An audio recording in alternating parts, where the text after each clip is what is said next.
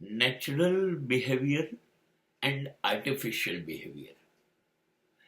અધ્યાત્મની ભાષામાં, ધર્મની ભાષામાં આચરણ,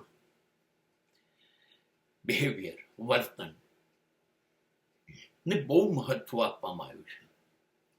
તમારા આચરણ, તમારા વર્તન ઉપરથી તમે અધ્યાત્મની નજીક છો કે અધ્યાત્મથી દૂર નીકળી ગયા છો એ નક્કી કરવામાં આવે છે.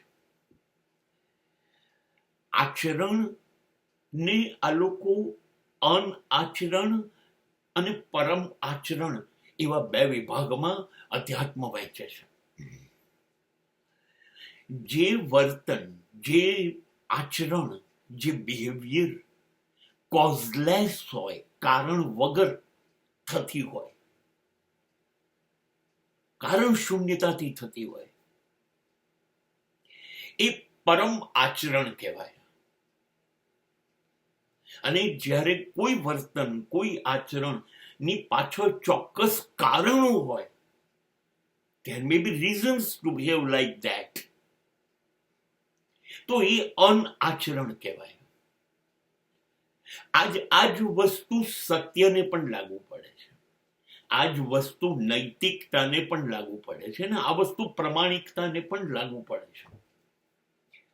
સત્ય, નૈતિકતા કારણ વગર હોવા જોઈએ. એની પાછળ કોઈ કારણ ન હોવું જોઈએ કે હું શા માટે સત્ય બોલું છું, કે હું નીતિવાન શા માટે છું. કોઈ કારણથી ન હોવું જોઈએ.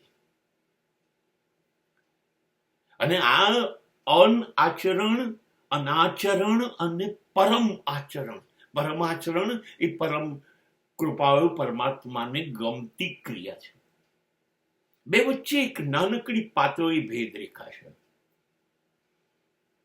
જ્યારે કોઈ પણ વસ્તુ કરવા પાછળ તમારું કારણ હોય, કોઝ, તો એ અનઆચરણ કહેવાય, એ અધ્યાત્મ નથી. અને જ્યારે કારણ વગર તમે કોઈ વર્તન કુદરતી રીતે કર્યા કરો, તમારો સ્વભાવ છે આવું કરવા માટે, તો એ પરમ આચરણ કહેવાય, જે અધ્યાત્મની જરૂર છે. આવું શા માટે અધ્યાત્મએ જોરપૂર્વક કહ્યું? કારણ કે માણસ જાત છે ને 24 કલાક ચહેરા બદલ્યા કરે છે. એ અંદરથી જુદો છે, બહારથી જુદો છે. બે જગ્યાએ એક સરખું નથી. એટલા માટે જો બે જગ્યાએ સરખું હોત અંદર બહાર, તો પરમ આચરણ જ થાત. પણ નહીં, એ બદલાયા કરે છે, અંદર જુદો, બહાર જુદો. અને એટલા માટે એ અનઆચરણ કહેવાય. આવું બનવાનું કારણ એ છે કે માણસનો પોતાની સાથેનો સંપર્ક તૂટી ગયો છે. સ્વયં સાથે એની મુલાકાત નથી થતી. માનવી પોતાના સ્વથી દૂર નીકળી ગયો છે.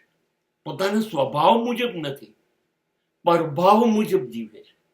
અને માટે પરભાવથી જ્યારે જીવો છો ત્યારે તમે અનઆચરણ જ કરો છો. that is artificial behavior.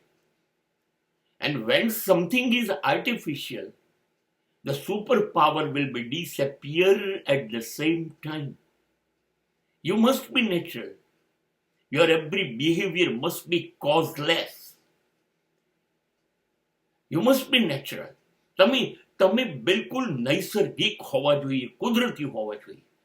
કોઈ દબાણ કે કોઈ કારણસર તમારું વર્તન ન થતું હોય ત્યારે તમારું આચરણ પરમ આચરણ કહેવાય.